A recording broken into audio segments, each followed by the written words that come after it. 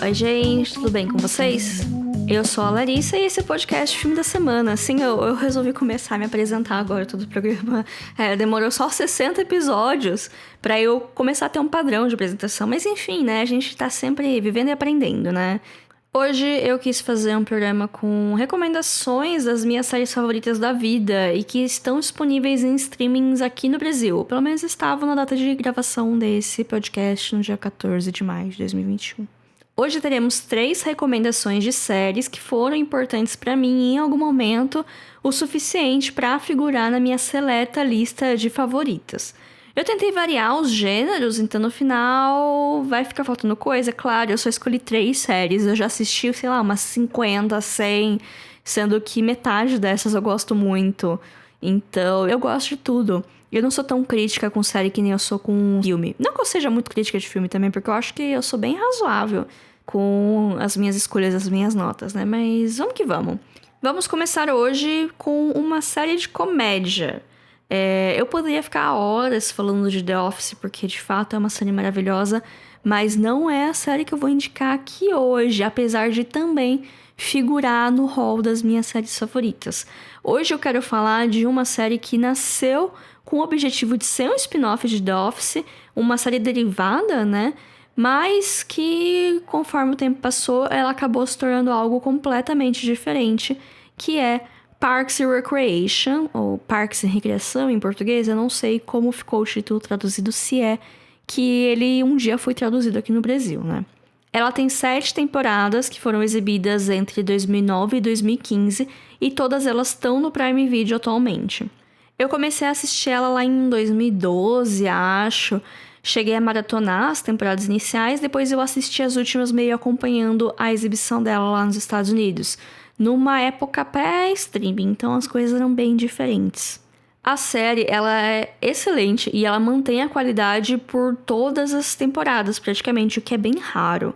É claro que ela tem um ápice pra mim, as minhas temporadas favoritas são a 3ª e a 4ª, mas as outras também são boas. Tem uma pequena queda, mas não é que uma queda, é que a 3ª e a 4ª são muito boas, as outras são tipo ok e boas, e a primeira é horrível. E qualquer pessoa que vai te recomendar essa série vai falar isso, porque a primeira temporada realmente é sofrível, sabe? Parece que eles estavam tentando encontrar o tom ainda. Tinha uns arquétipos muito parecidos com o The Office, desse humor de vergonha. E com o tempo eles foram meio que percebendo que não funcionava nesse contexto. Mas a 2ª temporada já começa excelente, eles já mudaram a mão dos personagens. E o primeiro episódio da 2ª temporada é incrível, é um dos melhores episódios da série, na minha opinião. O lado bom é que são apenas 6 episódios de 20 minutos cada um nessa primeira temporada, porque ela aconteceu naquela época que tava tendo greve dos roteiristas, não sei se vocês lembram, não sei se vocês acompanhavam na época. Foi uma época meio complicada para séries, tanto que se você vê qualquer série que tava no ar em 2009, 2008 mais ou menos, tem uma temporada bem talhada, assim, né? Bem curtinha em comparação com as demais. Parks and Recreation, inclusive, é uma série de canal aberto americano, então as temporadas têm mais de 20 episódios, mais ou menos. Mas são curtos, são menos... Não, acho que são 20, 23 minutos, mais ou menos. É bem curtinho. Então, a minha dica seria assistir tudo, porque eu assisti tudo. Achei a primeira temporada, eu falei, nossa, é isso que as pessoas gostam. Aí depois começou a 2ª e eu realmente entendi. Mas talvez assim, se você não quer sofrer tanto, porque realmente nosso tempo é tão precioso, assiste o primeiro episódio, o piloto, até pra entender o contexto geral e pula pra 2ª temporada. Por mais que a primeira temporada tenha esses momentos, principalmente depois que você já viu tudo e você conhece os personagens, você consegue rever com uma coisa melhor, com um olhar melhor. Mas assiste o primeiro e vai pra 2ª temporada. Até porque o primeiro episódio tem uma cena muito boa da Leslie caindo no barranco aqui. Toda vez que eu vejo, eu dou risada. Eu lembro e tô dando risada. Bom, mas sobre o que é essa série, Larissa? Eu vou tentar dar um resumo aqui, né? É difícil dar resumo dessas séries cheias de personagem, mas vou tentar, né? A protagonista é a Leslie Knope. Ela é uma funcionária pública que trabalha no departamento de Parques e Recreação, que dá o nome à série, de uma pequena cidade no interior dos Estados Unidos. Ela é uma idealista, ela ama a sociedade e ela quer tornar o mundo um lugar melhor, começando pela sua comunidade. Mas nem todo mundo da repartição que ela trabalha compartilha desse pensamento ou dessa força de vontade. Assim como The Office, a história passa a maior parte do tempo no horário de trabalho desses personagens, explorando seus relacionamentos e as situações absurdas que acontecem, mas que não estão completamente fora da realidade. Inicialmente, o primeiro grande arco da série é de um buraco gigante que existe do lado da casa de uma personagem que tá há muito tempo reclamando da prefeitura e ninguém faz nada. Até a Leslie tomar conhecimento disso e transformar nesse seu grande projeto de vida, tampar aquele buraco, transformar num parque, sei lá. Ela quer muito fazer alguma coisa com essa situação. Nesse meio tempo, ela fica muito amiga da mulher que fez a reclamação, que é a Anne. Que, por acaso, é a única personagem que inicialmente não trabalha na prefeitura, mas que tem o seu próprio núcleo, assim, que tá bastante interagindo com o núcleo principal, fora o pessoal que tá ali no ambiente de trabalho. Como todo sitcom, a maioria dos episódios dele tem uma história própria que se inicia e se resolve dentro de no máximo 2 episódios, quando a história é um pouquinho mais especial. Conforme a série avança, os arcos eles acabam ficando maiores e mais complexos, mas sempre mantendo a historinha da semana. Meu arco favorito, inclusive, é a da campanha eleitoral da Leslie, que sim, isso acontece. E é muito bom, tem muitas atrapalhadas e muita crítica disfarçada de comédia que continua atual. Eu peguei pra rever esses dias alguns episódios jogados, assim, e continua muito boa, o humor envelheceu bem, e as situações não envelheceram, porque... Por que não? Porque a estupidez humana é eterna. Inclusive, eu acho que essa é uma das séries com um dos melhores elencos de apoio, porque todos os personagens, eles são interessantes, eles são engraçados e se dão bem, principalmente na parte platônica. Por mais que no começo tenham alguns romances e triângulos amorosos que possam ser sugeridos, ao decorrer da história, as coisas se resolvem sem grandes dramas, salvo quando o personagem é dramático.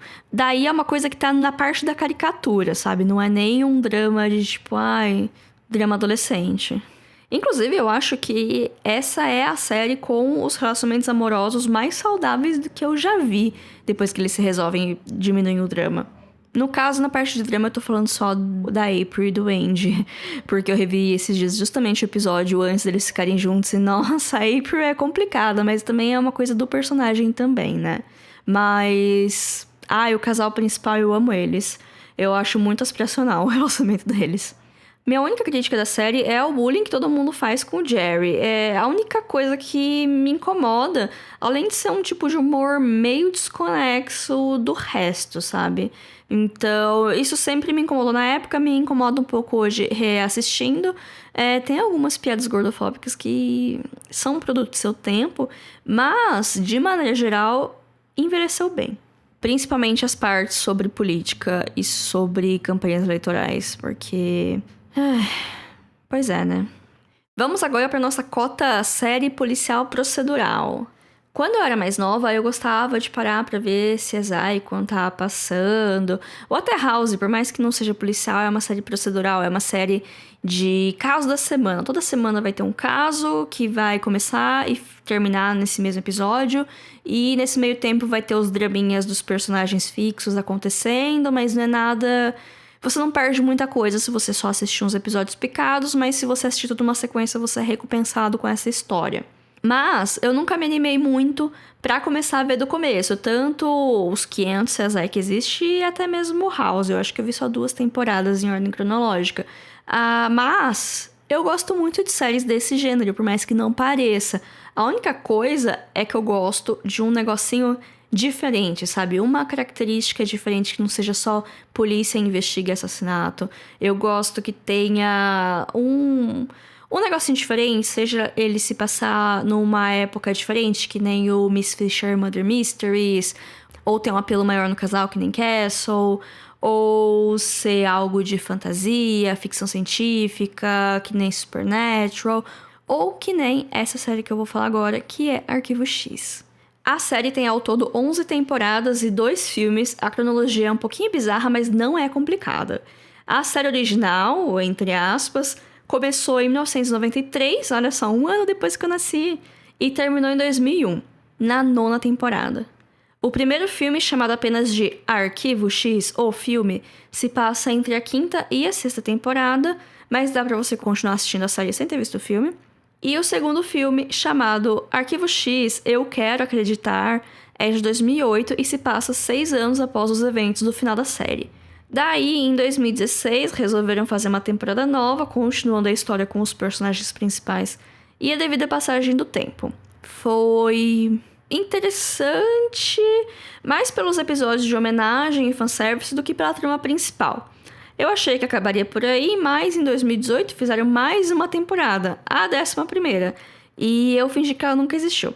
Porque eu não tava gostando do rumo que as coisas estavam levando e... Nossa, fizeram uns episódios terroristas muito ruins pra ser algo feito pós-2010, sabe? Parecia uma coisa começo dos anos 2000 e, sei lá, eu não tava curtindo. Depois da 7ª temporada, tudo começou a ficar meio bizarro demais pra mim. Foi quando a série começou a cair muito na qualidade.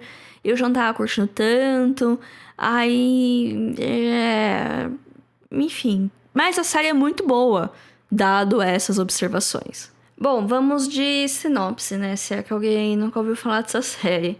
Arquivo X é uma divisão do FBI para onde vão parar os casos bizarrinhos, sem solução, com um quê do inexplicável. Lá colocaram o Mulder, um agente com tendências a acreditar em lorotas sobrenaturais e ETs. E também, para deixar tudo equilibrado, colocaram a Scully, que é uma médica, cética, racional e maravilhosa. Ela é uma das minhas personagens favoritas de todos os tempos, de todas as mídias. Se hoje eu sou ruiva, a culpa é dela. Essa dupla completamente diferente vai por aí investigar o caso da semana, que várias vezes deixa meio dúbio se aquilo foi algo sobrenatural mesmo ou não. Eu gosto desse toque. Por mais que 90% das vezes eu seja cética igual a Scully, tem umas coisas que meio que são inexplicáveis. E toda parte dos ETs, bem... Não sei como reagiria a algumas dessas situações hoje em dia, né? Eu comecei a assistir ela no final de 2014 e devorei tudo em poucos meses. Teve temporada que eu assisti em uma semana, e são temporadas longas, com mais de 20 episódios de 40 minutos cada. Na primeira temporada, os episódios são bem procedurais, né? O caso da semana, tudo fechadinho, e um esboço de um arco se estabelecendo. Da segunda temporada pra frente, a história fica bem mais estabelecida e tem uma mescla de episódios soltos de caso da semana se misturando com episódios 100% focados na história da temporada. A série, inclusive, foi uma das primeiras a ter esse senso de continuidade, de ser importante a audiência assistir todos os episódios em ordem pra conseguir entender tudo. Claro que tem os fillers, tem os episódios com caso da semana que não acrescentem nada na trama principal ou de pura enrolação mesmo. Mas eu gosto deles, mesmo assim, até porque eu amo a dinâmica da dupla principal e assistir eles brigando e resolvendo os casos da semana é entretenimento puro. Aliás, eu vou ser polêmica aqui e dizer que eu gosto mais dos casos da semana do que da história central. Até porque depois da 6ª temporada, 6ª, 7ª, eu não lembro quando que abduzem o Mulder, mas fica tudo meio estranho, sabe? E também eu nunca curti muito a parte da abdução da Scully, que ela fica grávida. Ai, gente, vocês não vão reclamar que eu tô dando spoiler de uma série que tem quase 30 anos, né? São uns pontos chaves, mas isso não prejudica o entretenimento de todos esses anos, assim, vai na minha, confia. Assim como a gente tem os filmes clássicos, que eles são importantes pra gente ter mais repertório, pra gente entender a história do cinema, também temos séries que são clássicas por motivos semelhantes. Para os padrões de hoje, o Arquivo X é uma série longa, extensa e com bastante enrolação. Mas isso faz parte da maneira como se fazia TV quase 3 décadas atrás. Tem episódios inteiros que seriam resolvidos com SMS, se desse para fazer isso na época. E olha que na segunda temporada ele já tem aqueles celulares gigantes que nos anos 90 eram um luxo, caríssimos, coisa de executivo. Então eu recomendo ela com ressalvas, né? Tenham em mente que é uma série antiga, que nem todo episódio é bom e que pode ficar cansativo maratonar demais. Dito isso, é uma das minhas séries favoritas de todos os tempos, ela tá inteira no Prime Video e os filmes estão disponíveis no Telecine Play. Pra não falar que eu tô puxando sardinha da Amazon, nossa última série de hoje é uma original Netflix. Ela é uma comédia dramática, mas também se classifica num gênero muito especial que são animações para adultos. Estou falando de BoJack Horseman, a melhor série que a Netflix já fez. No começo, eu confesso que eu tinha um pouquinho de preconceito pelo traço da série ser todo estranho, com os animais antropomorfizados fazendo as tarefas do cotidiano.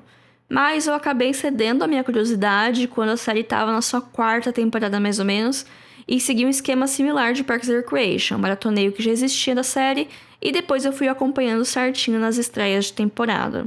Ao todo, a série tem 6 temporadas que foram lançadas entre 2014 e 2020, acabando meses antes da pandemia. Meses, acabou em janeiro. Falando em pandemia, eu queria muito uma temporada extra pra saber como que aqueles personagens iam lidar com essa loucura que estamos vivendo ainda. A série se desenvolve ao redor do personagem titular, o BoJack, que é um cavalo. Sim, tem isso dos humanos e animais conviverem no mundo que é praticamente igual ao nosso, mas com ligeiras mudanças, tipo a parte dos animais. Bom, o BoJack ele é um ator que ele fez muito sucesso numa série de comédia familiar nos anos 90 e depois se envolveu num abismo de drogas, excessos e escolhas de vida duvidosas. A série ela é atual, inclusive tem muita piada e referência com coisa do zeitgeist, do momento. O pontapé da primeira temporada é que resolvem escrever um livro de memórias do BoJack. Daí acabam contratando uma escritora fantasma, que é a Diane, que, pra entender melhor o BoJack, conhecer a história dele, começa a frequentar a casa e a vida dele para fazer a pesquisa pro livro dela. Então, os acontecimentos do presente se misturam com flashbacks para montar um perfil melhor dessa figura emblemática e problemática que dá nome à série. O desenvolvimento de personagem aqui, inclusive, é excelente, com todos os personagens, mas principalmente com o BoJack. Ele é complexo, detestável, ao mesmo tempo que a gente torce pra ele. No nível de grandes personagens da TV, como o Walter White do Breaking Bad e o Don Draper do Mad Men, que são 2 aliterações, eu acabei de perceber isso. Quando o nome e o sobrenome começam com a mesma letra, sabe? É um tom meio cartunesco, né? Tipo... Não lembro de ninguém agora, mas tem vários heróis que tem esse rolê. E eu gosto disso, eu acho legal, eu acho sonoro. Inclusive, o elenco de coadjuvantes também é muito bom. Cada personagem ele é bastante singular e tem alguns momentos que a jornada deles é até mais legal e interessante do que do próprio protagonista. A minha personagem favorita é a Princess Caroline, que não é um membro da realeza, mas sim uma gata cor-de-rosa, que é agente e ex-namorada do BoJack. Ela também é extremamente estressada e workaholic e não tem vida fora do serviço. Eu não me identifico com ela, mas eu gosto muito dela. Outra coisa que eu gosto muito da série, e eu acho que é um dos meus toques favoritos, é que ela se passa em Hollywood. A Princess Caroline, ela é agente de vários atores e tem muita coisa de bastidores do cinema, bastidores de premiação. O namorado da Diane também é uma celebridade do momento. Tem várias subtramas deles fazendo teste, fazendo filme, filmando. É muito legal pra quem gosta de cinema e quer saber melhor como as coisas funcionam. Até porque a série parece ser a representação mais ácida dessa realidade.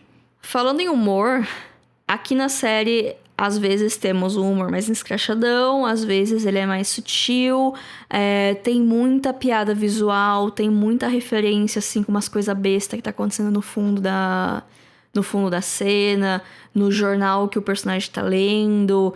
Tem até piada com isso, que o pessoal ficava pausando pra ler as coisas. Aí tem, acho que em algum momento que não sei se é no jornal, numa camiseta, que tá escrito tipo, você pausou pra ver isso, kkkk. Não assim, mas vocês entenderam. Eu acho essa série muito, muito bem construída, sabe? Tudo é muito bem feito, por mais que o traço seja meio feinho. E ela também tem os seus momentos de reflexão, principalmente sobre saúde mental, bem-estar e o que você representa na vida das pessoas e tudo mais. Tem uns momentos bem emocionantes, bem tocantes, assim. Eu acho incrível como ela consegue fazer muito em pouquíssimo tempo, sabe? Em contar uma história fechadinha nos episódios. Eles têm os arcos principais, mas cada episódio tem um começo, meio e fim. E tem a parte de humor e tem a parte de ficar pensativo. Eu acho incrível essa série, eu acho que é uma das melhores coisas que a Netflix já fez e ela acabou de maneira excelente. Ela manteve a qualidade, ela melhorou a qualidade, ela começa bem e só melhora e acaba excelente. Mas não se deixem enganar por ser uma animação. Dessa lista, essa é a série mais explícita com linguagem, principalmente. Com visual, nem tanto. Tem várias coisas que são sugeridas, mas tem palavrão, tem... Eu acho que tem uso de drogas, e não é só insinuação, não. Mas, enfim, fica aí o aviso, né?